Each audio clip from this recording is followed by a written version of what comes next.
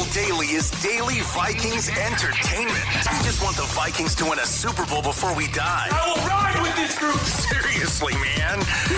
Please. And away we go.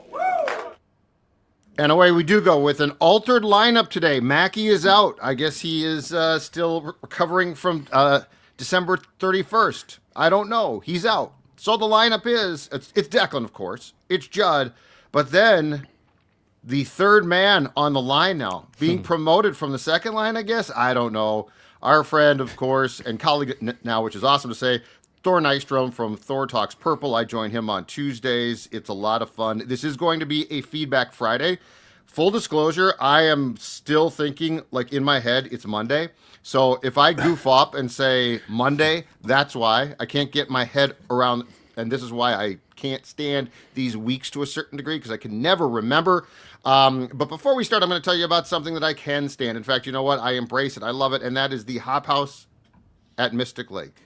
That is a place to go watch games. That is a place now. Actually, Dex, unfortunately, this is done now. So the that's fine. It's 2026. Yeah, exactly right. I hope you rang in the new year there, because if you did at Mystic, you found out exactly how exciting it is. Hop House is a great place for music. It's a great place to hang out, have some beers, and of course, watch football. It is, I think, probably the best sports bar because it just has TVs all over the place. And don't forget, also, a reminder, January 9th, the three of us, Phil, we are all going to be at the Hop House, January 9th, 6 to 8 p.m. for our first Purple Daily Unplugged there. And here's the key thing.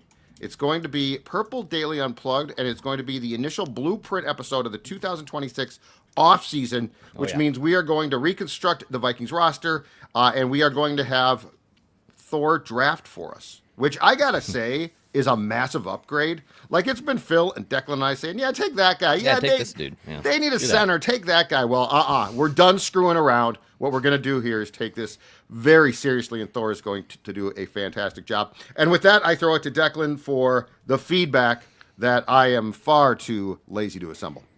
All right, so Feedback Friday. You can submit your questions, obviously, through the Score North app. You can drop them on the YouTube comments. You can drop them on a comment today. Obviously, like, topic today, it's New Year's resolutions. Some people, take their resolutions seriously. Some people abandon them after a week or two. And I figured, what are some New Year's resolutions for the 2026 Vikings? I know some of this stuff has kind of been discussed. We're going to do a big blueprint episode, like Judd said, at the Hop House at Mystic Lake here a week from the day, which will be an absolute blast. But John says on the YouTube comments section, what are some New Year's resolutions for the Vikings? Thor, when you think maybe one resolution, just one, whether it's a Thor idea or you want Kwesi or Kevin O'Connell or whoever to embrace this, the Wilfs, whoever you want it to be, what can be one New Year's resolution for the Vikings in 2026? For me, it would be we'll start 2026 off with the front office audit.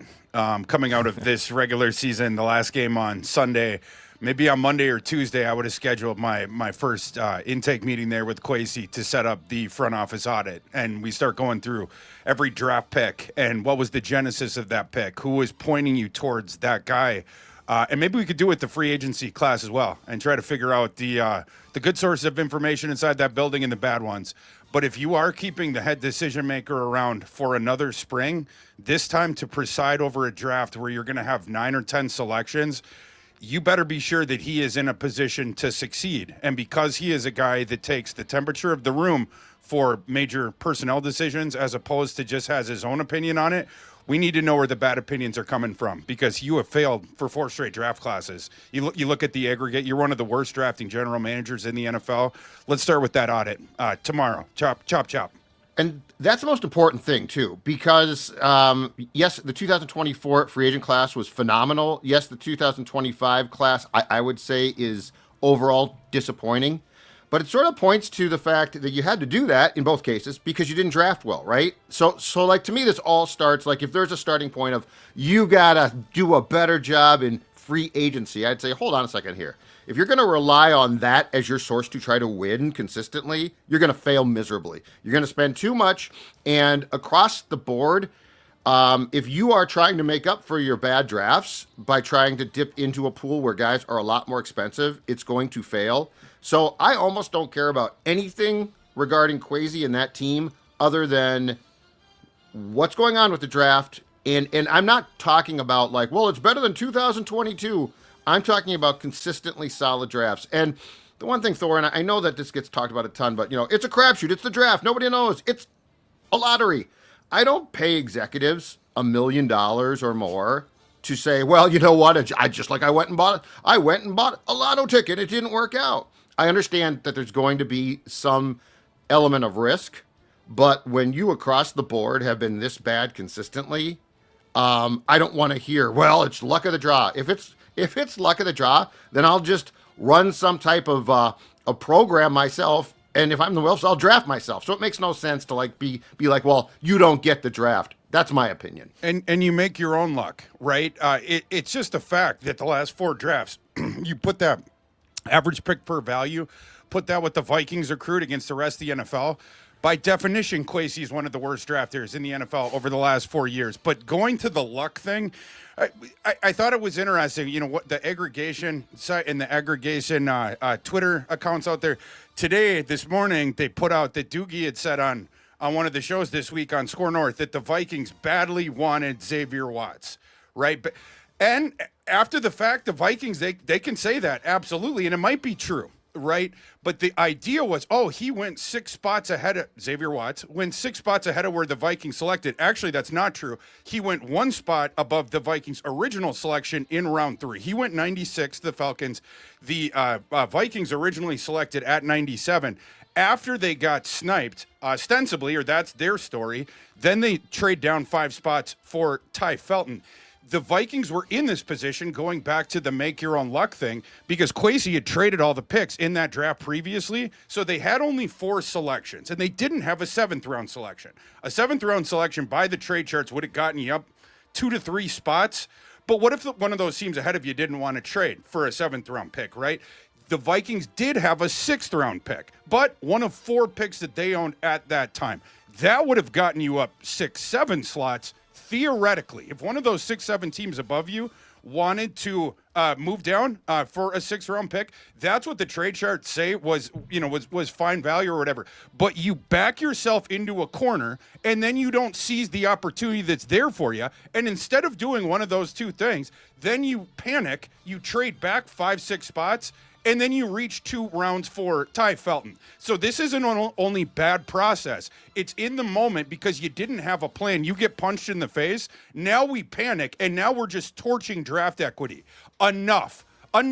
You guys can't scout. You've proven that you have a difficult time developing as well, but in the moment as well, reading the tea leaves and sort of understanding the poker table that you're at with the 31 other players, they have failed at that as well. And you see it over and over and over again. You see it selection by selection. Get that audit done and get the guys out of the building who stink at this would be my thing. New year, same Thor. New year, same Thor, slinging takes, ready to rock.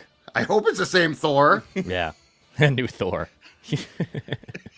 Just a completely different. He's all in on Tua Tagovailoa. He's taking his quarterback. I think the Vikings have done a great job. I know what you guys are talking about. Now I'm like, screw them picks, trade them off. Oh, that's awesome.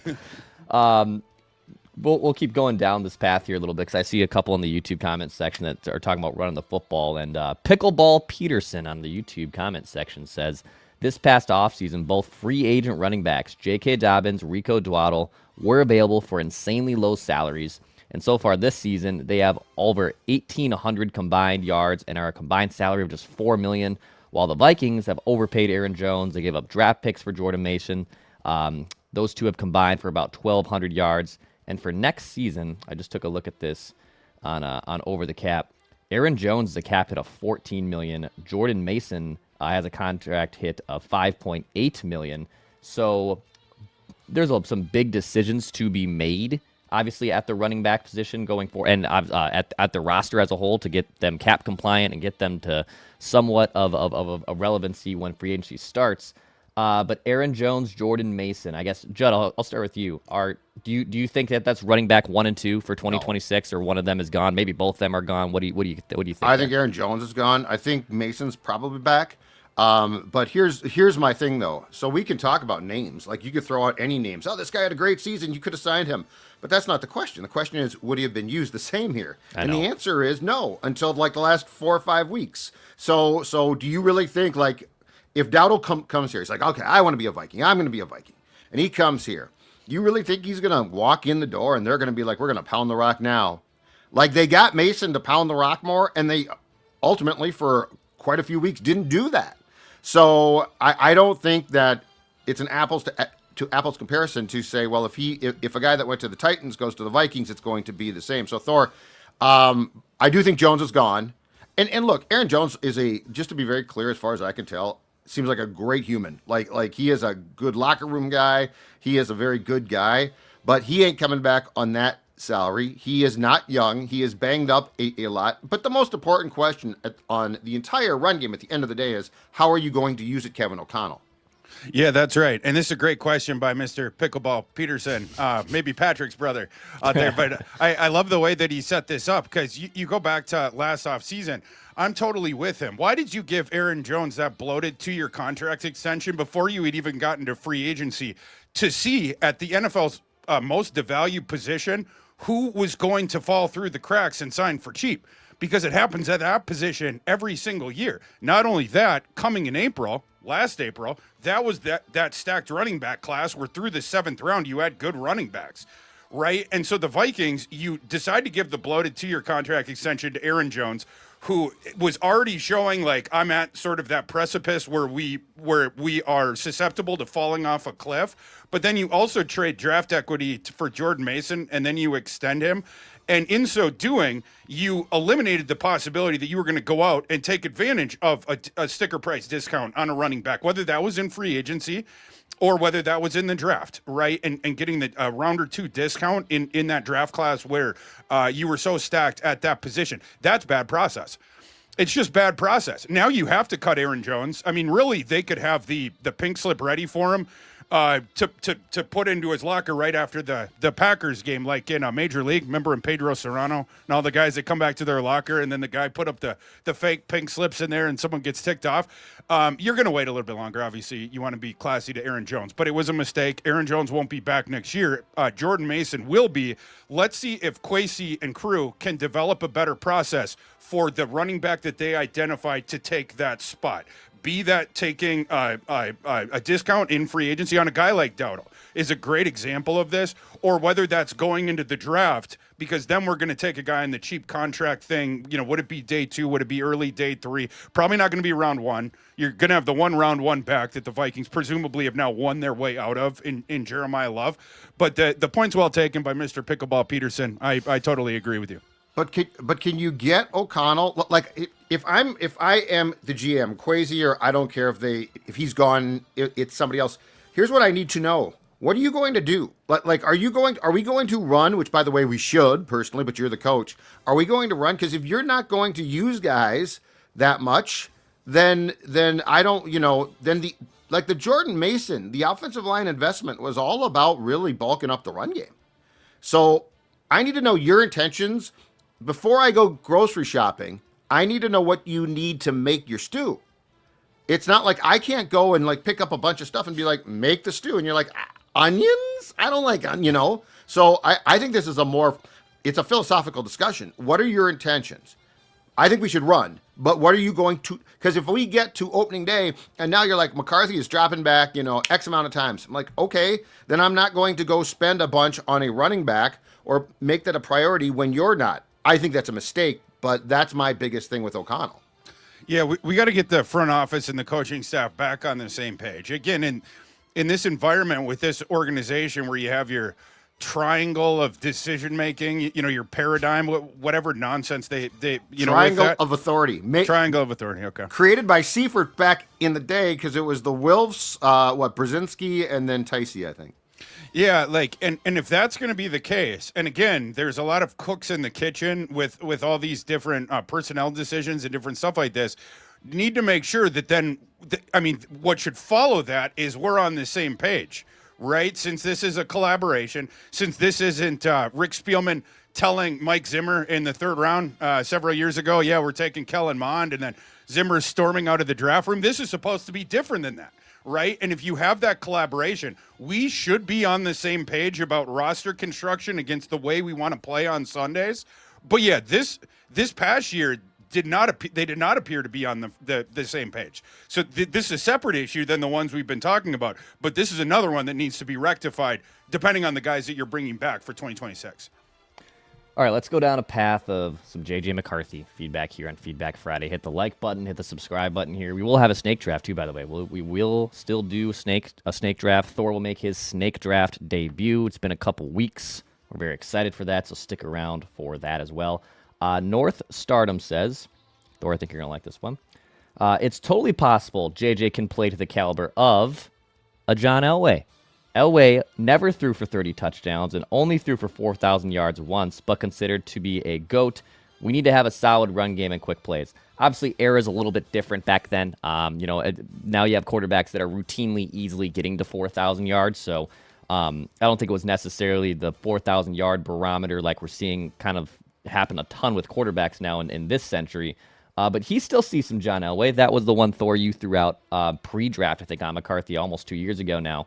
But there's still some Elway, according to this guy, in JJ McCarthy. Are you still good with that comp, Thor? Do you think he can play to that level? Is what 2 years later, I suppose, what is your kind of thought of JJ McCarthy, John Elway comparisons? Well, first of all, I appreciate the setup of this question because all fall on Twitter, this has been a big thing with the anti-JJ guys of trying to pretend that my comp for JJ McCarthy was John Elway. That's disingenuous. That was not my comp for JJ McCarthy. My comp for JJ McCarthy was Rich Gannon. Of course, people want the rainbow comps, right? What is the bonanza comp? What is the 1% or less outcome if every single little thing went right, not only for JJ McCarthy, but the organization that selected him, every single thing along the way clicked right? In that utopia, that out of this world, crazy, everything goes right, less than 1%. Bonanza comp for JJ McCarthy, mine was John Elway. The low end comp, the low road comp that no one wants to bring up as well that I had for JJ McCarthy was Jake Plummer. And if the question is, do you stand by that? The bonanza of Elway, the regular one of Gannon, the low end one of Jake Plummer. I absolutely do. And I think I had the best one in the industry. By the way, all three of those guys, Elway, by the way, so we'll just talk about that one to start. John Elway was benched as a rookie. He was called a bust as a rookie. I'm trying to pull up his stats right now for everyone because, to get that out of the way, Elway had a negative TDI and T ratio as a rookie, 83 with the Denver Broncos. Now, he was 23. John Elway was at the time. So he's a year older than JJ was this year. But 7 touchdown passes, 14 interceptions for John Elway as a rookie. And again, ended up getting benched. His completion percentage was 47.5. Rich Gannon also had a negative TDI and T ratio as a rookie, or his first year as a rookie. He didn't. It took him a couple years to get on the field, but he had the negative one. Jake Plummer also did, right? It takes quarterbacks a little bit of time, but I'm still that read that I had, that sort of rainbow of it. I'm still with that.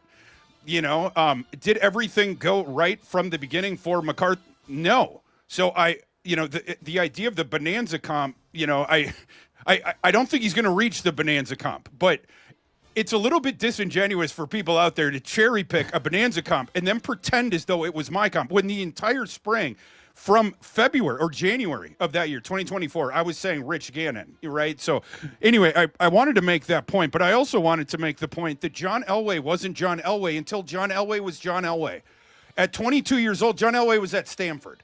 Okay, at 23 years old, he was benched in the NFL and he had a 7-14 TDI and T rate. A story good enough that Netflix decided to do a documentary about it. So, folks, if you want, you can go out and check out the documentary on John Elway that's on Netflix right now. Make the conflation yourself. But yeah, I'm still with where I was on the pre-draft evaluation of JJ McCarthy. I think at this point too, we probably need to stop with the comps and just see, can he stay on the field consistently? Like that's the most important thing right now, and it sounds like he's going to probably start on Sunday. But I mean, we need to see a season where he can play 17 games, and until then, like it's impossible to make the comps until we can see him play consistently. I like what I saw from the last batch of games for the most part, and I think that there was growth there. And by the way, that's what there's going to be. It's not going to be one day. One day you don't just flip a switch and become a Pro Bowl, potential Hall of Fame quarterback. But really, the most important question, screw the comps, is this: can you play 17 games? And that's the question. And I know that there's some folks who are like, it's not injury prone. These things are just flukes. Well, look, once or twice might be a fluke, but when it continues to happen, guess what? It's a problem because you need a guy that can play. So I'm sort of past all of the other stuff with McCarthy. What I want to see is I want to see him play consistently and play not because he's going to get banged up. Everyone gets banged up, but I want to see him play consistently where it's not a thing, where he's not now going to try to play through a slight fracture, which I don't love the idea of. I want to see him get reps. I want to see him do it as healthy as possible, and I want to see him complete games. And at that point in time, then I think we can start with who might he be. By the way, my low end comp. I know you don't want to talk about comps anymore, Jeff. But my low end comp too, Jake Plummer. Jake Plummer never threw for 2,600 yards in college. In his first 3 years in the NFL, he had a 41 to 59 TDI and T rate. Rich Gannon, of course, became the starting quarterback later on in life, and then he ended up having success there. There's a lot of tools there to work on with McCarthy. The three guys in my comp continuum were not successful in their first year in the NFL. And they, at least a couple of them, ended up having success later on. And Jake Plummer had a pretty solid career as well. I stand by the fact that the worst career progression that we'll see from McCarthy will be a Plummer-like guy. Still way more bullish than that on him. I think he has a much better career than Jake Plummer, but we'll see it play out. The problem with Gannon is if he follows the Gannon path, he won't be successful here. It'll be a while, yeah. Yeah, I mean, I covered Rich. And because Rich was, the Patriots drafted Rich late in the year that he was drafted, you guys, and the plan was to move him to tailback. They're like, he's not a quarterback. And Rich is like, no, I am. And so they traded him here. But Rich was, Rich had stops and starts here, went to Kansas City, and he had a very long, and at the end of the day, really successful career. But if that's the career track, JJ McCarthy will be a very successful, take your pick, Miami Dolphin. Let's hope not. Let's hope not. Yeah. Although, by the way, speaking of, the storyline of, and look, I think the Vikings are going to plant their flag with McCarthy. I do believe McCarthy is the guy next year. So let me say that. But with all the stories out there of would they consider another quarterback and what if they do this, that. If I was a GM on another organization in the NFL, I would be calling Kwesi starting Monday morning. Are you thinking about another quarterback? Would you consider trading McCarthy? And I would start lowball offering him. If I was another GM. Thorsky, what if the phone just rings and no one answers because we're not quite sure who's making the decisions beginning on Monday? Well, if that meant that our front office audit was ongoing and that's why Kwesi's not picking up because he's in the Wilfs' office laboriously walking them through the genesis of every draft pick decision, then I'd be okay with it. Laboriously. I love your dictionary, man. I want that dictionary.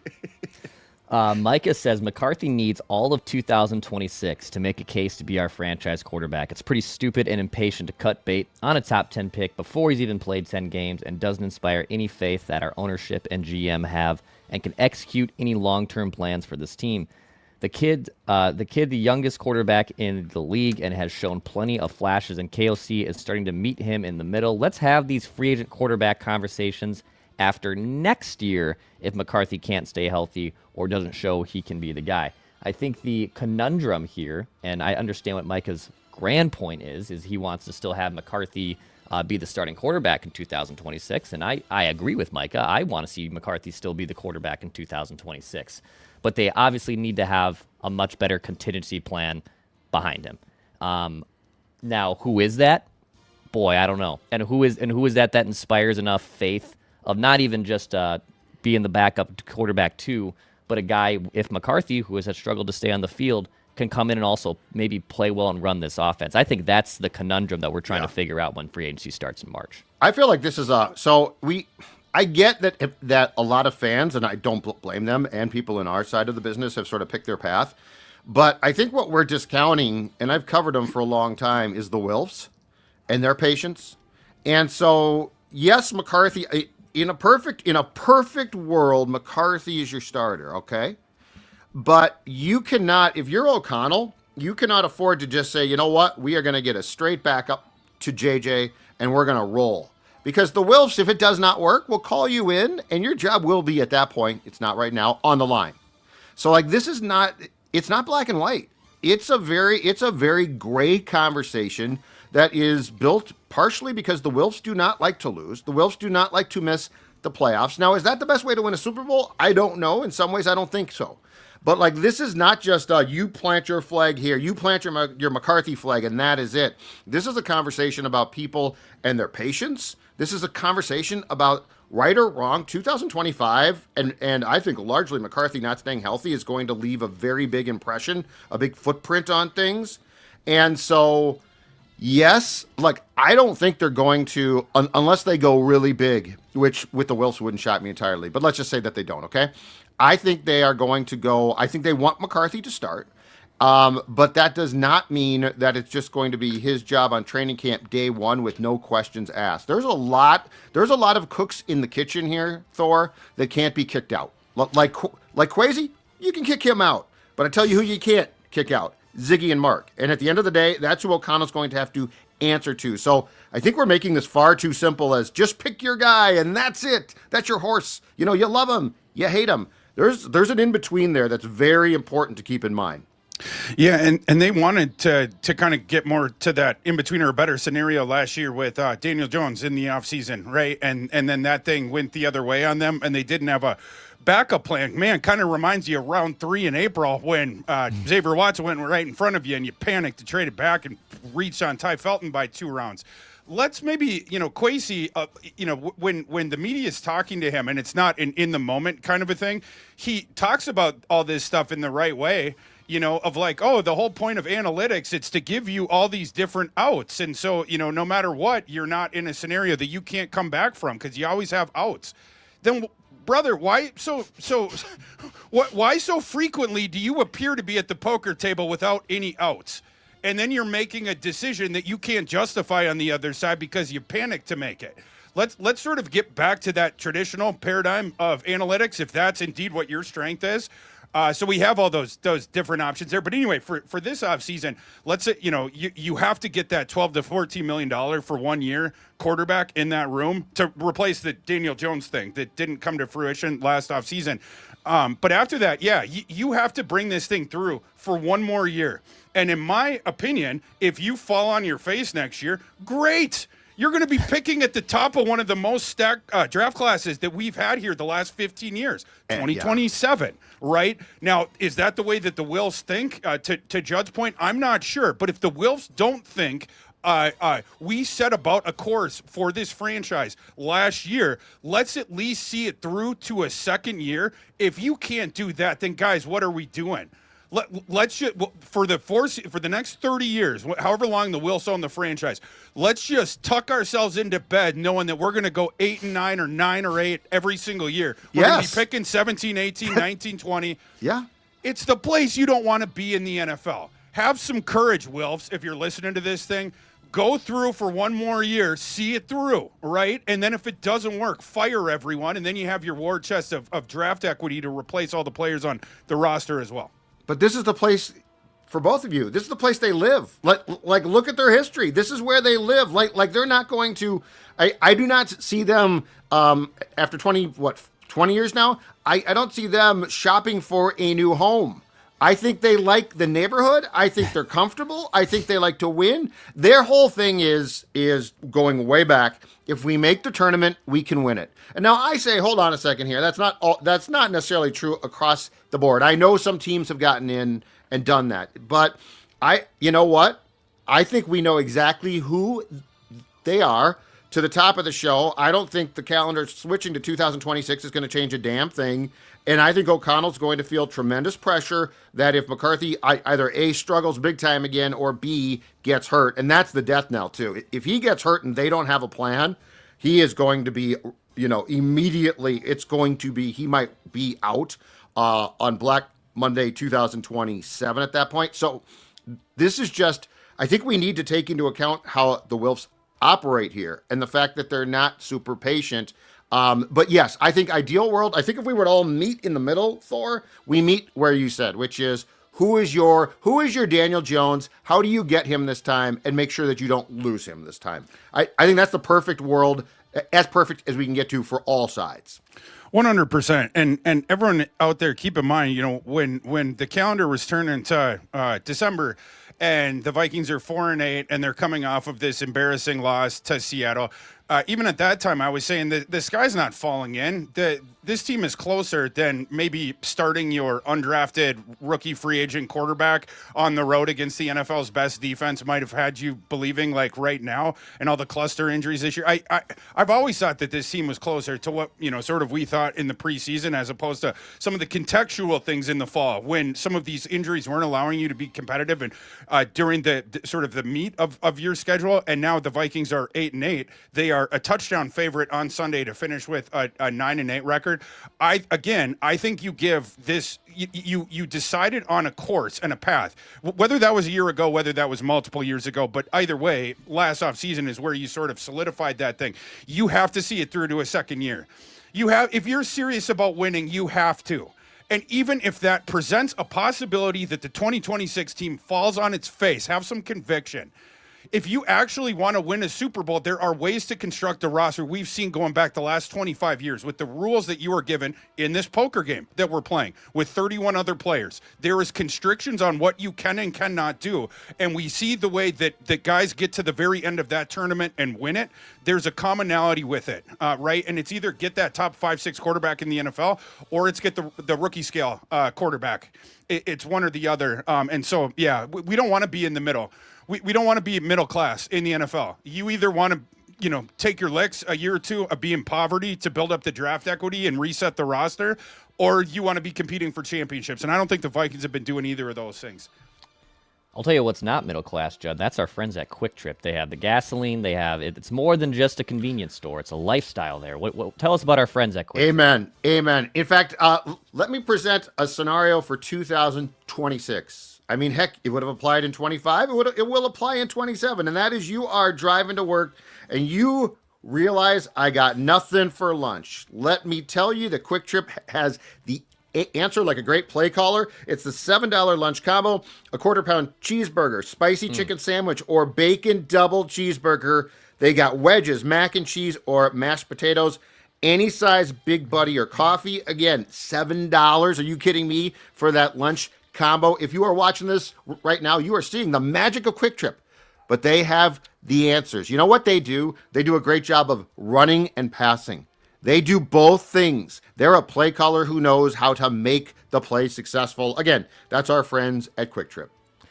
Also, a shout out to our friends at Underdog. I'm sure Thor had a blast on Underdog over the week. Maybe yesterday. I don't know. I'm hoping you did on the college football playoff. Sure did. It was an awesome time at Underdog. Always is. NFL, college football, NBA, NHL, cross-sport entries. There's plenty of different options at Underdog. Sign up, play your first $5, get $75 in bonus funds. Yeah, keep sending us those screenshots, and listen to Thor too. If you're a little confused, send Thor a little tweet. Just say, hey, Thor, I'm thinking about this. Or go check out Thor Talks Purple. You can also get a lot of that info there too. But sign up at Underdog, promo code SCORE, SKOR, $5, and get $75 in bonus entries. And then one more shout out here on Purple Daily. Canopy Group, Judd. If one of our listeners is looking to upgrade their insurance needs, who should they contact? Oh, that is, as you just said, Dex, our friends at the Canopy Group, an in-state-based independent insurance company that has your best interest in mind. That's right. Much like that sports executive who's constantly on the lookout for the best talent available, the Canopy Group does the same for you when it comes to getting the best insurance coverage at the best price. Here's what they do. They work with 16 groups of top-tier companies to make sure that you have the best insurance available for auto, home, health, and business. And then at renewal time, you are going to hear from them because they want to continue to make sure that that roster is as good and as honed as can possibly be. Give them a call, 1-800-967-3389, or check out their website, thecanopygroup.com. Thecanopygroup.com. You know what, boys? They are a winning team. Back to the feedback here on Feedback Friday. Appreciate everyone hanging out with us here in the new year, in 2026. Hit the like button, subscribe button. We will have Event Line, obviously, on Sunday after that Packers game. We'll still do a Purple Picks. Judd has Juddified Purple Picks for tomorrow, so a little bit of a different twist on that, so stick around. Yeah, I did. I did Purple Juddify Picks. it. You did Juddify it. It's okay. I understood it, actually. I One of the rare times. can the regular show. That's what I did. Understand it. Hey, here's some free agent ideas here. We talked about what quarterbacks could bring in.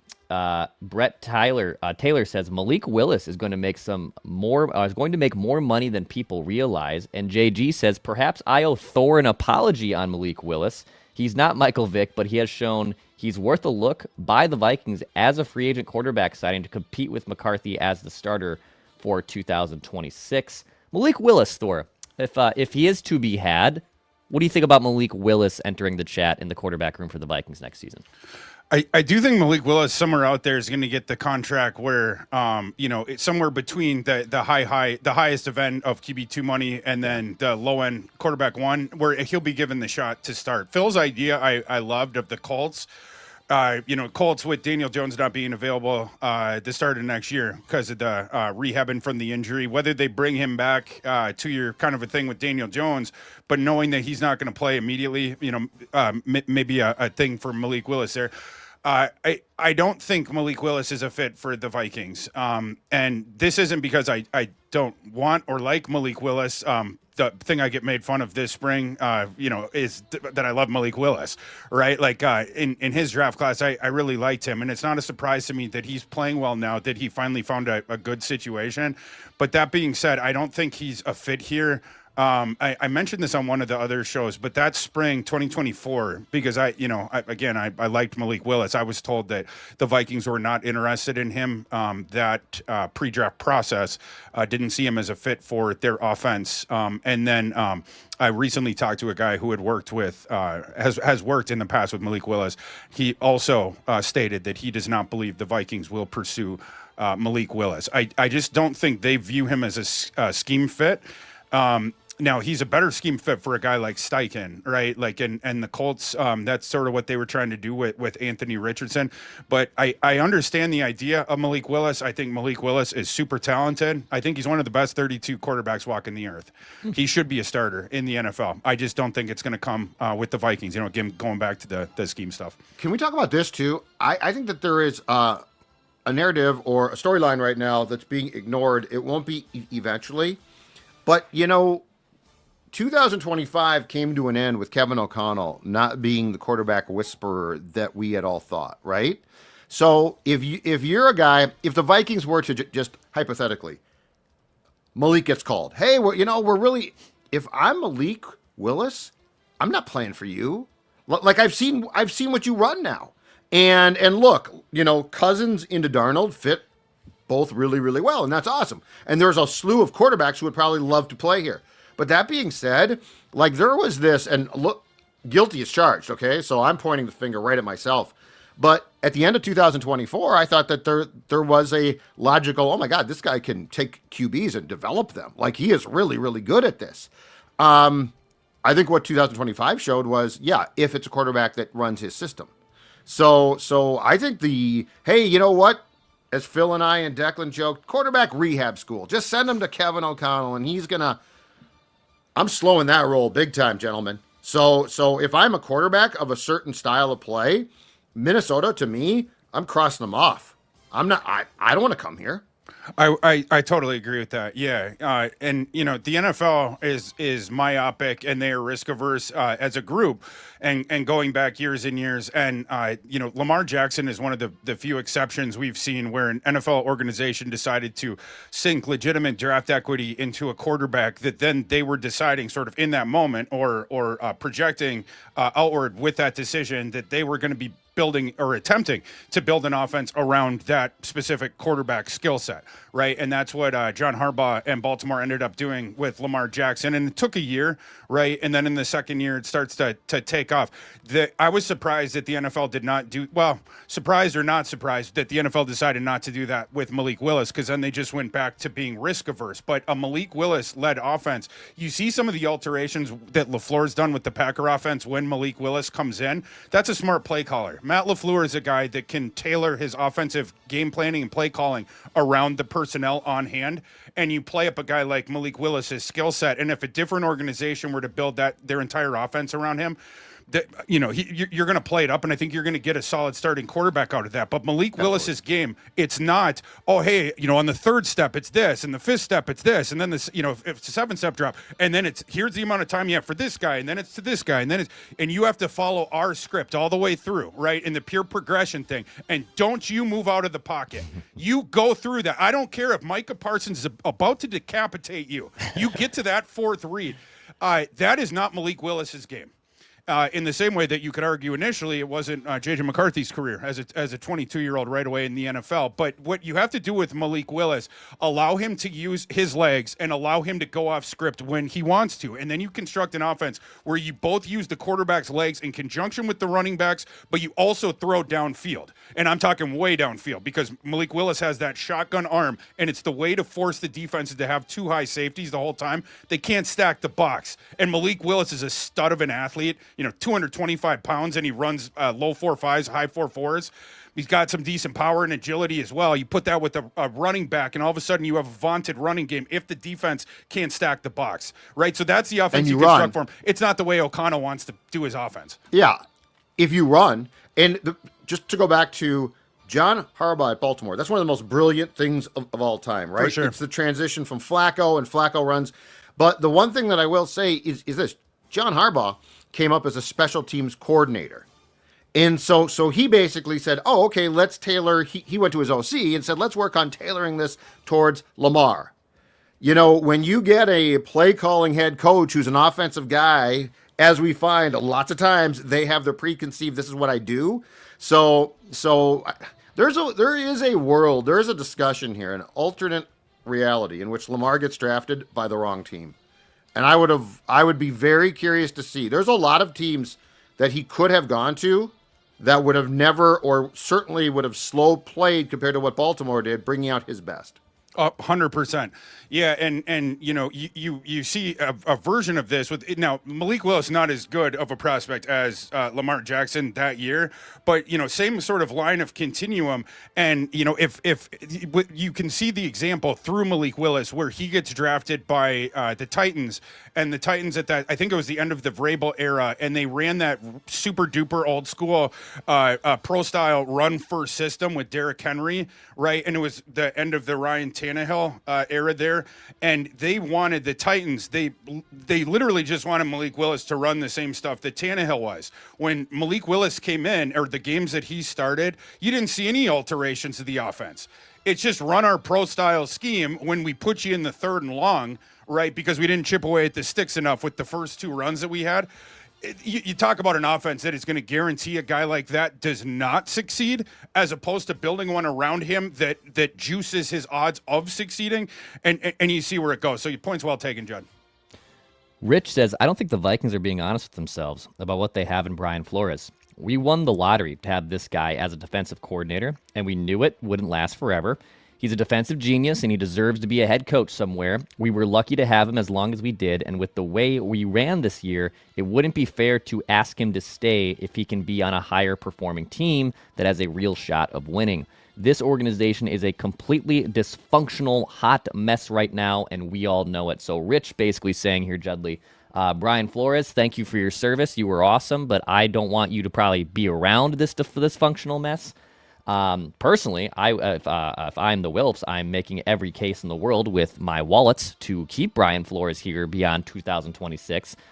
Maybe to his point here, though, maybe Flores isn't interested. I mean, regardless, maybe I know money will talk to a degree, but he might not even be interested in being around here, regardless of the coin he could be getting. They would have signed Brian Flores to an extension months ago if he would have signed it, but he bet on himself. So I will say that has to be considered, because why would you now, and there's a lot of folks who are like, he's staying. Unless he gets a head coaching job, he's staying. And my point is, why would you, first of all, not sign the contract unless it wasn't fair value-wise? And the Wilfs pay assistants. But why would you now get to, like, you're on the edge of the diving board of you can go explore all of your options, and you're going to be like, no, you know what? I'm not going to jump in now. Now I've decided I'm going to re-sign. So yeah, this is a definite possibility. As far as the mess goes, yes, the Vikings have issues, but let me tell you right now, I've covered the Vikings as a complete mess. This isn't close. Like this is there are things that need to be looked at, and as Thor continues to say, and I agree completely, audited out. In my opinion, a mess is just pure dysfunction. And what we're seeing here is not pure dysfunction. Some of O'Connell's warts have been exposed. That happens. It's not great, but it happens. But look at the rest of this league and look at teams that are truly a mess, truly dysfunctional. They got it far worse than the Vikings do. In 2010, the Vikings were pure dysfunction. And I'm going to tell you right now, there have been hiccups in 2000, or there were hiccups in 2025. Nothing like 2010. So don't just say that this is just a complete bleep show, because a real bleep show is a lot worse. All of that being said, I think Brian Flores owes it to himself now to explore his options. And if he has concerns here, they are certainly justified. Judd, I got a follow-up question. Do you believe, or are you under the impression that the Vikings offered Brian Flores a contract extension before now? It's been out there now. It's been reported now that they did try to sign him. So this is not my reporting. Yeah, at some point in the summer or fall that they did try. It's been reported, I should say. I'm not reporting this. It has been out there that they tried to retain him now, but I don't know what the contract was. I don't know, like if it was a competitive offer with what he thinks. Just as a point of reference, again, reports are that Vic Fangio of the Eagles, at $4.5 million per, is the highest paid. Steve Spagnuolo of Kansas City is like $3.5. But there have been reports now that they did try to sign him. I know no details beyond that, but certainly he also is betting on himself, and it looks like it might be a very wise gamble. I would be very curious to know when those supposed discussions occurred, and during them, if there was an actual contract offered. Because if that is the case, if a contract has not been offered prior to now, I know why the Vikings from the front office and that perspective would want it to make it seem like there had been. But if there wasn't, wouldn't it be more accurate to say that the Vikings in some ways bet against Brian Flores, allowing him to go into his last season without a contract going forward, than the other way around, right? Like, you have put yourself in this position by not trying to retain him before, and whether it was late summer, whether it's early fall, right, supposedly, and was there an actual contract offer? I'm very curious That's about very that. fair. Yeah, Yeah. like, because, I made this point before. There's the thing of the on-field with your business, right? And with that aspect of it, Brian Flores is unimpeachable. But like with any business, there is interpersonal dynamics behind the scenes and everything like that. And I think the question is, why wasn't this done before? Right? Why didn't the Vikings seem that interested prior to this of extending Brian Flores into the future? And so Yeah. I think that's the thing right there. And then if right now they want to come out and be like publicly like, oh no, we wanted him back all along. Well, it's like, usually you don't allow the guy to get to literally within one game of your contract lapsing. Yep. You generally don't allow that. So what actually is it? You know what I mean? I told Phil this too. So just to go back to your point about the dynamics inside TCO. So if you go back to when Jim Harbaugh flew here to talk to the Vikings about the job O'Connell eventually got, and from all accounts, Harbaugh flew here to sign. Like he's like, it's my job. Oh yeah. And Kwesi was the point man. Like he and Harbaugh had a relationship. Certainly Kwesi thought, I think, that he could get the job or would get the job. And the supposed story is there were people within the Vikings business side who were like, hold on a second here. We just got done with Zim and Spielman, and this sounds like it's an incorrect perception, but Jim can definitely be a unique, bristly character at times. Yeah. And so they thought, well, you know what? We just went through a guy like Zimmer who didn't say hi in the hallway, and that was a huge problem. We want a more touchy-feely type of coach, which O'Connell, is. And so I wonder, to your point, total reckless speculation, if Brian Flores, he's a defensive guy. He rubs people the wrong way. DCs are not meant to be great guys. They are meant to want to kick your ass. And so I do wonder if there are, and again, I am speculating purely, but I wonder if there were people in the front office, more from the business side, who said, you know what, this guy doesn't really fit the culture of our building, because we like to say hi in the hallways and sing, to quote Dukes, kumbaya. So yes, there is and that's a great point. It would not be shocking if the Vikings are now trying to put out, hey, we tried to sign him, and it's like, no, you really didn't. But there is a definite factor with Brian Flores, I think, and his personality. Like, some of that Dolphin stuff was completely unfair to Flores, but like some of the Tua stuff, I don't think Tua's lying. He's rough. Like, and defensive guys, Thor, love that, right? Like, if you're Josh Metellus, you're like, yeah, let's go. Offensive guys are a little bit more like, I don't know if I like that. So there's a lot going on here behind the scenes. But if I'm Flores now, I'm exploring. Sorry. 100%, and I expect him to, right? Like, and that goes along with it, because if you're Brian Flores, and if this scenario is actually that the Vikings are just saying this after the fact, but in the moment, they were dragging their feet. They were not approaching you about the contract extension in the window when you generally do that, giving you the explicit message heading into the season of like, yeah, this is probably a 1-year thing, right? And then we can both do our thing after this. We'll talk to you after the season, whatever. That's the case. If you're Brian Flores, why wouldn't you listen? You're one game away from the ability to listen to other teams.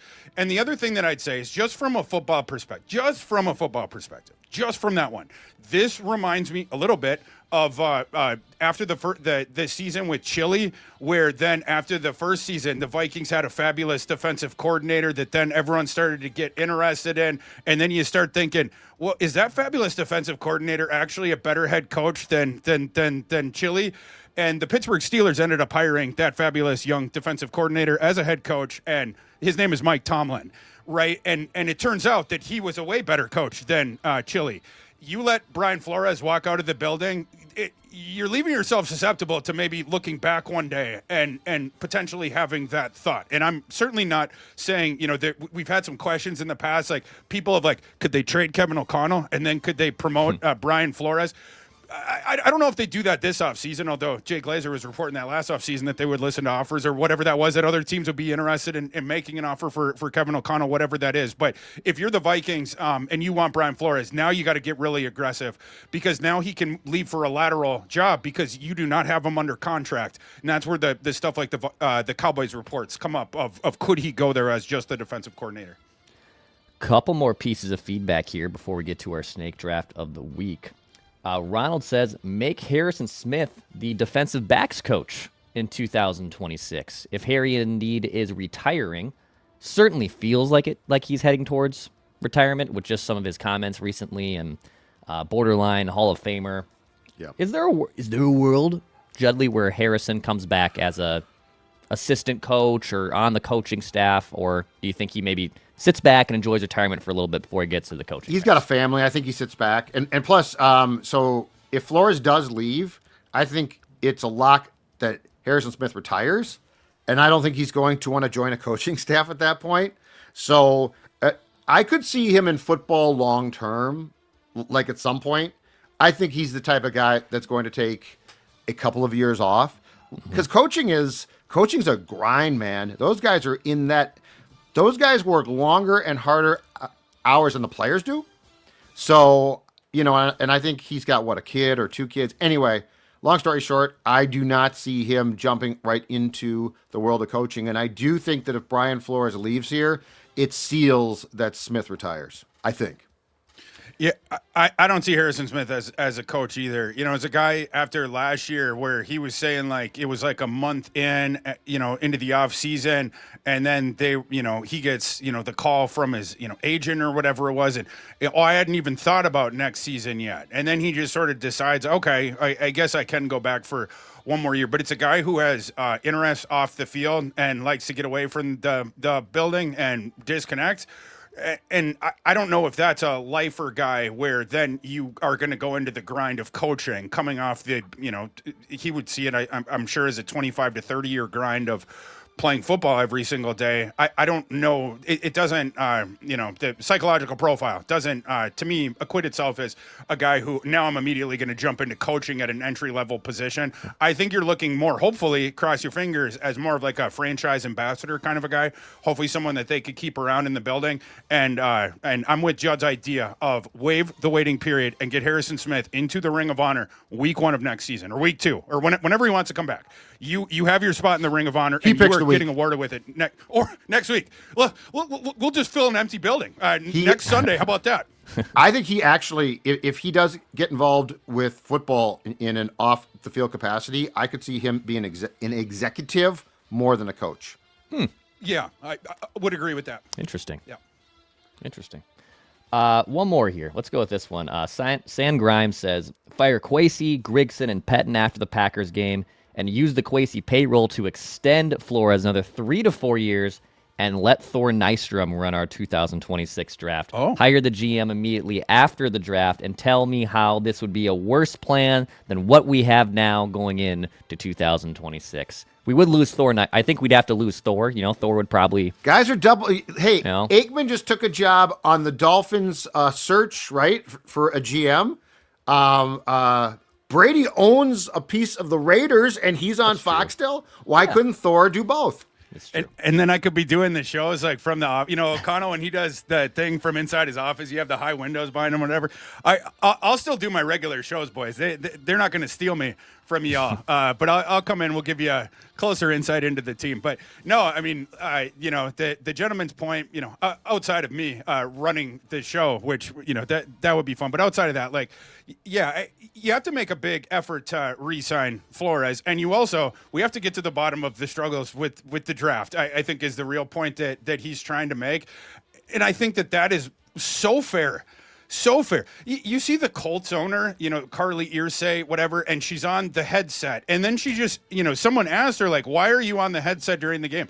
And her explanation was just so common sense and made so much sense where it's like, why aren't the other owners on there? And, like, you get an idea of, like, every facet of the organization, whatnot. Not saying that the Wills have to do that and that at home they have to have the ham transistor radio where they bug the building and they can listen to everything, whatever. But if I'm them, I badly want to know why have there been mistakes made in the drafts every single time over the last 4 years and trace that back to where that stuff was coming from and then start to clear the deck for him, get the bad voices out, or to remold his draft strategy, to help him remold his draft strategy for him. I don't want to be doing that though. At like remolding now, or fire him and put Thor in that seat. Well, I think what we're learning is this. I think Kwesi in his approach has a place here. I don't think it's at the head of the table. At the end of the day, somebody has to make the decisions, and outsourcing it to, hey, Grigson said this and O'Connell said this and Keenan McCardell said that. I don't think it works. I just don't. And back to what Thor said about Kwesi and sort of how he talks at the press conference versus what happens. Yeah. I think at the press conference, your structure seems really sound. But it's a structure that when because there's 31 other teams in the league, when they upset your structure, it's not really sound. It's part of the process, but it can't be what you fall back on. And, from draft number 1, I feel like there's this lack of ability to react in the moment, which in sports on and off the field is so incredibly important.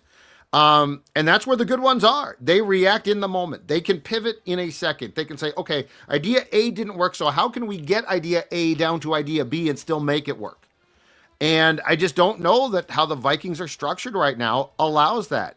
So I think Kwesi has a place at the table, but I don't think it's necessarily a good idea to have a guy who's trying to sort of outsource and get the temperature of the room during the draft, for instance. There's no time for that. You don't have time. You got to make decisions. Somebody has to make a decision, and I can't have my position coaches in my ear at that point. We got to take Ty Felton. It's the 3rd round, buddy. For sure. Yeah. And for me, it's, either you have to do that intense front office audit or you have to fire Kwesi. there is not another option. What, you're just going to let them, off the leash or whatever, the same way it's been the last couple of times, and then you see scenarios where something happens that they weren't expecting, and then the panic stuff and whatnot. Can't do that again. Kwesi, we're again through the audit. We're going to get the flashlight pointed on where this stuff actually came from, and then we're going to clear it out around you, or we're going to just fire you. It has to be one or the other. This is a crucially important draft class coming up here with the 9 or 10 selections, and now you've fallen down to the 17th slot, but it's still. But the next two drafts are huge. Very, very, very important. And this offseason with the free agency is very important as well, because right now you have the cap stuff, which you can easily start to clear room, but you're going to have to make some really, really tough decisions, and then you're going to be a bit more restricted than last offseason. Where do you decide to put those little chunks of cap and the little stuff like that?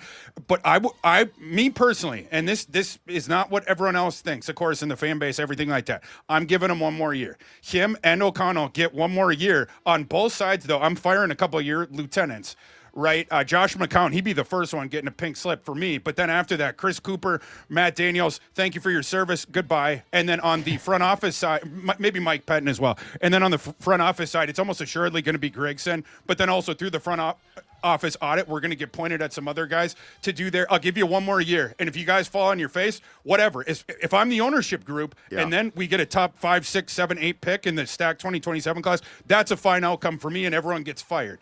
But we'll see. Some fans see it different. The ownership group, Judd has argued, sees it vastly different than that. That's just what I would do. Should we do a snake draft? Thor, Let's you do ready it. to make your snake draft debut? I'm ready. Oh, this is big. This is Big a big stuff. moment. Big moment. So we've done, just so you're aware, Thor, we have done, and I have to go to Judd's page every time. This will be our 75th snake draft that we have done here on Purple Daily. Okay. Judd has been involved in every single one. He is our Iron Man. He's our Cal Ripken. He's there every single time. So this will be the 25th snake draft. 75th snake draft. Judd, you're 25 of 74 lifetime. Phil is 21 of 67. I am 19 for 64. AJ, to the surprise of no one, picked up the win for Best Christmas Songs. That was our last draft before kind of a little bit of a pause there. He won with 53% of the vote over Judd at 41% of the vote for Best Christmas Songs. Just 5% of the vote for Phil on going very niche on his favorite People Christmas did not song. like Phil's choices. No, I get it. Christmas songs are very polarizing. So let's do this. I was trying. AJ and I are the snake draft topic team here, and we were trying to figure out, like, is there a New Year's resolutions one? Like that becomes kind of tough and a little maybe too polarizing for some people. How about we'll make this very, very simple. The most important people and ideas for the 2026 Vikings. Basically, New Year's resolutions of personnel, of players, internal, external. This can be a little bit wide-ranging. This can be we can have discussion if you make a selection and say, is this a fair pick? And Thor, just so you're aware, obviously, I know you're a draft expert, but no repeating, right? Like if someone takes so-and-so, you can't repeat the same thing. So the order this week is Judd, Declan, and then Thor on the wraparound. So we'll make a total, by the way, 3 picks each, Thor. So 3 selections each, 3-round snake draft. Judd is on the clock. You had the first selection here for things to improve the 2026 Vikings. So it can either be a person or an idea. It can be either. Okay. Yes. I am just going to go with the first one. Okay. Fix the draft. We've been talking about it. It's the most important thing Fix for the the draft. long-term stability. Fix the draft process. So you need to get hits and look, the first round, I mean, they've not all been great, but the first round is not the problem. The problem is rounds 2 through 7. And to me, because that's where you get your depth. Rounds 2 and 3 can be fruitful. So can 4. But that's where you get your depth from. And, I think I said this to Phil on the last episode that we did. There's an argument to be made that since Kwesi took over in 2022, your best 2nd through 7th round draft picks are Naylor, who was a 6th round pick, who's turned out to be a very nice player, and Will Reichert. Will's a thrill. Which is awesome, but he's a kicker. So you got to fix that, and through any means necessary, or you are going to go into a place where it's going to be very hard to dig out of if you continue to whiff on draft picks. So fix the draft process. Fix the draft. Okay. I'll start with the player with my first pick here. Justin Jefferson. And I know that doesn't mean like he's going anywhere, but just keeping him happy, keeping him engaged. He's been a great teammate. I saw he won the Media Good Guy Award, the Corey Stringer Award from the Vikings beat.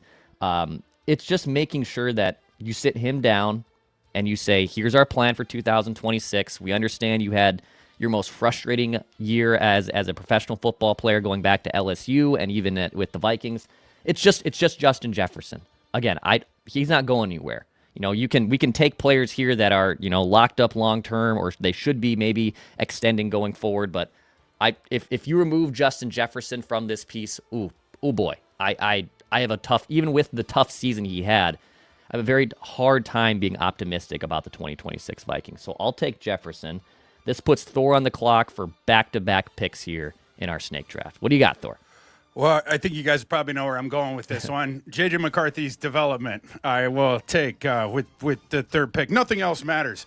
All this other stuff that we talk about, all the minutia of the organization, all this other different stuff. The thing that matters the most is McCarthy's development. If you hit there, none of this other stuff really matters, right? I mean, that will solder over a series of mistakes that you have made to this point, if that just turns out to be true. And if it doesn't, if he never gets there with the development, everyone's getting fired. And you're having a nuclear winter of a reset of this roster and of this organization, right? So nothing else matters except for that. To me, that's the biggest thing this offseason. Whatever you didn't do last offseason, when you weren't talking about mechanics, but then 3 weeks into the season when McCarthy's injured, now you want to talk about mechanics for the next month and a half. Maybe let's prioritize the development of your starting quarterback in the offseason this time and make sure if we're not comfortable with his mechanics, boys, you got, 6-7 months? Let's get on it. I like it. All right, so JJ McCarthy's development, and then Thor, you get the next pick two for the wraparound in round 2 of this snake draft. This will continue my other agenda. Front office audit. I want that front office audit, and this will, it addresses, every personnel decision comes out of that, right? But you can't be comfortable about those front office personnel decisions, I think, until we get to the bottom of where are all these decisions coming from. Again, this is the negative to having the GM sitting in that seat, the decision maker, where it's I'm going to take a temperature of the room, I'm going to see who everyone else likes, and then I'm going to look at the data, and then I'm going to make my decision after that, because you can't point it back to one guy like you could with Rick Spielman. When Rick Spielman would miss picks, it's, that was Rick Spielman's mistake. When Kwesi makes a mistake, it's like, where did that thing come from? We're going to find out with the front office audit, and we are going to attempt to course correct this crucial 2026 offseason, and you get one more shot, Mr. Kwesi, at the top. That's where, when we leave the audit, that's the message. We're going to prune this tree for you, and we are going to give you one more off season. And if the thing is not turned around at that point, if we don't like the direction, then you're fired, right? But we start that thing with the front office audit. I like it. So this puts me back on the clock here. My second round pick. There's a couple people I want. You know what? I will do this. I know this is more of a long shot of him being around in 2026, but I think you'd still try like hell. It's Brian Flores. Entering a new world with a new defensive coordinator, I think puts the Vikings behind the 8 ball. He's a great defensive coordinator. Pay the man, keep him happy. Again, if you lose this piece, I think you're starting to scramble a little bit again. I don't know. The defense probably isn't as good. There might be more takeaways because, I know they had a bunch against Detroit, but the takeaway luck is kind of a year-to-year thing. It's almost impossible to project and have consistent takeaway defenses. So some things will just naturally work itself out. But keeping Brian Flores, they have to keep him as defensive coordinator. It's a priority for me, so I will take Brian Flores. And by the way, before Judd makes his next pick here, a shout out to 2 men in a truck. I'm hoping Brian Flores doesn't have to use 2 men in a truck. I'm hoping the next free agents and everyone else that are coming to town here in a couple months and draft picks are using 2 men in a truck. They made my move happen. They made Phil's move happen. Go contact 2 men and a truck to get your quote today. What they quote is what you pay. No hidden fees, no weird service charges. Go to 2menandtruck.com. Tell them that Purple Daily sent you. And Judd, before you make your next 2 picks, where's your favorite place to go grab a beer? One of my favorite places, too. Exactly right. I am drafting Padres because Padres Brewing is my favorite place to grab a beer, and it's very simple. Why? Because you know what they do? They focus on beer. They make beer that tastes like beer. They are not trying to reinvent the wheel of beer. It's this week, and now we're brewing this, and come to our tap room to try all of these different. What they do is consistency, and there's nothing more important than sports and life than consistency. So we're talking about the Red, which is fantastic. We're talking about Patty's Premium. We're talking about staples. It's like an offensive line. We're talking about staples of guys who are Ironmen who start at every game. Padres does the same thing with beer, and they're now available in more than 200 liquor stores in the Metro, Rochester, and Mankato. Also, check out their tap room, which is really cool, in the old Land Nod Factory at the corner of Broadway and Central Avenues Northeast. Yes, there are TVs to watch games. Yes, it is a great place to grab a drink. Padres Brewing, check them out. You can find them also on Facebook or Instagram or their website, padres.com. So the next two picks are mine? That is correct. All right, sir. Let me rifle them off quickly. Kevin O'Connell's offensive philosophy. Okay. I think it needs to be tweaked. Yep. I think you need to run the ball. I think what he's done of late is better, but I fear that it's giving in to his quarterbacks. Like I don't think he said, you know what, I got to improve. I think he said, okay, this is going to work. I don't really like it, but I'll do it. But next year we're back to airing it out. So offensive philosophy is one, and then I'll take my last pick as backup quarterback. Yep. Like, to me, this is one of the most important questions. Who is your backup quarterback? Like, are you just going to default back to Carson Wentz? Are you going to go sign the 2026 Sam Howell, and it's going to be a disaster? That needs to be a plan, and you need to earmark some money for that plan, too. I know you've got cap problems. Guys are going to probably be cut, i.e. TJ Hawkinson. But yeah, so offensive philosophy and then backup quarterback. Okay. Yeah, those are all good ones. I'll give I went with two players so far. I'll double and triple and quadruple down here as something that I've been watching over the last month. And this would be embracing more heavier personnel in 2026. So it's not necessarily, I know, Judd, you took offensive philosophy, which is obviously very broad. I'm saying more of the 13 personnel, more heavy package, more things like that. When they've been doing it, it's been successful. Jumbo. Yeah, go jumbo. Let's go jumbo. Jumbo! Jumbo, heavy, 13 personnel. I mean, the Rams have basically went into this super heavy while still having Devontae Adams, while still having Puka Nacua. You can still lean on these philosophies while still have, guys like Justin Jefferson or Jordan Addison that are threats down the field while still complementing each other. It's not, you can do both, Kevin. So I'll put my money where my mouth is, embracing heavy personnel in 2026. So this puts Thor on the clock for his final selection, our final selection here for the 2026 Vikings.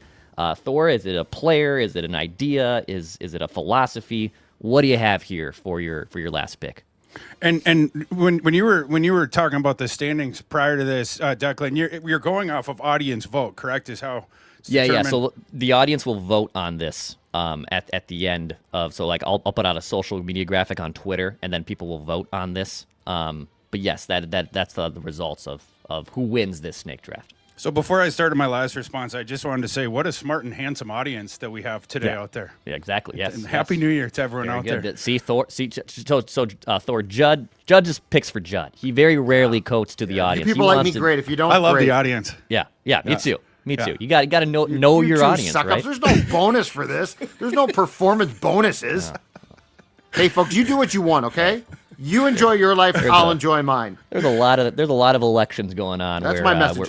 Where people are catering to their audience. Okay, so it works sometimes. It works. My Mr. Irrelevant here is going to be a combo with the free agent classes, which is so now the Vikings right this second, you are, I believe it's $36 million over the cap for next year. Now, some of the cap savings that you had this year, you can just put that over, that you were under the cap this year, you can just roll that over. But you're going to have to create a bunch of cap room to not only get out from under whatever the difference of that is, but then also to create cap space for this coming off season. So my last one, Mr. Irrelevant, is admit your mistakes in the 2025 offseason with clear eyes, honest assessments, and then cold-blooded releases, really, to open up that cap space, and then roll that into an intelligent strategy for the 2026 free agency class that looks more like your 2024 free agency class strategy when you smoked it with limited resources. Nice. So just so I'm sure, just on, because by the way, our guy AJ is out, so it's Dex putting together this snake draft graphic, which could go off also completely off the rails. Creating cap space, creating effective cap space, is that a safe assumption here, Thor, that I can put in the graphic? Yeah. Or you could just do free. Yeah, I'm trying to think. It's my first time. It's okay. Yeah, it's okay. Whatever you think. I got you. Yeah. I got you. Okay. Okay. All right. So here's our teams. Here's our most important things for the 2026 Vikings, our New Year's resolutions for the 2026 Vikings. Judd takes fix the draft, Kevin O'Connell's offensive philosophy, and finding a backup quarterback. I'd have Justin Jefferson, Brian Flores, and embracing heavy personnel. Thor has JJ McCarthy's development, the front office audit, and creating effective cap space. I'll go creating effective cap space because they're obviously naturally going to create cap space. Creating effective cap space to be players and hit more home runs maybe in free agency. Might be less money, but creating effective cap space there for Thor. So that the voting for that will be on the Score North Twitter account. Go vote on it, and we'll see who comes up as the winner, as Thor in our debut episode here of Snake Draft. So Thor, welcome to the Snake Draft community. It's very exciting. I'm glad you were able to participate in this. Judd and myself will do purple picks for Saturday. Again, a little bit of an abbreviated thing. We will still pick the game because we have standings we have integrity. We have integrity. Well, we have to because our standings could continue to go. That's why. I mean, beyond that, who cares? Yeah, that's true too. So be on the lookout for that for tomorrow, and then on Sunday, the final Vikings event line of the season against the Green Bay Packers. We'll be ready to rock immediately after that happens, bringing on as many Vikings fans as possible to wrap up the 2025 regular season. All right, guys, for Thor, for Judd, great work, I'm Thor. Dex. Appreciate you guys. And Purple Daily Vikings Entertainment. We just want to see the Vikings win a Super Bowl before we die.